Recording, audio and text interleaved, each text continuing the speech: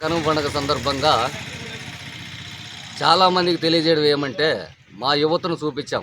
మా యువతకు వయసు అయిపోలేదు. కాకపోతే వాళ్ళు సాఫ్ట్‌వేర్ ఉద్యోగస్తులు. వధువు కావాలని హైలైట్ చేయాలని, ప్రపంచానికి తెలియజేయాలని పెట్టడం జరిగింది. ఎందుకు పెట్టడం జరిగిందంటే, ఇది మన ఆంధ్రాలో ఇంత అన్యాయంగా జరిగిపోతోంది. అమాయకులుగా ఉండేవాళ్ళు కూడా నేర్చుకుంటున్నారు.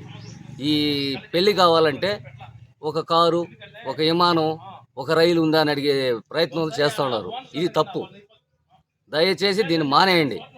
ఎందుకురా అంటే మీ ఇంట్లోనూ, మా ఇంట్లోనూ, మా ప్రతి ఒక్కరింట్లోనూ ఇది అన్యాయం జరుగుతూ ఉంది. డబ్బుంటేనే ఏమీ జరగదు.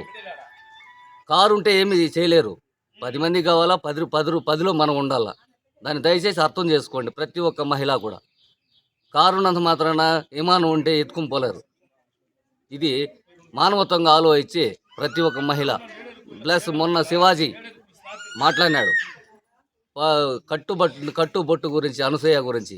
ఆ విధంగా అట్లాంటి అలిగేషన్స్ ఆంధ్రాలో రాకుండా కూడా చూసుకుందాం. దయచేసి అర్థం చేసుకోండి.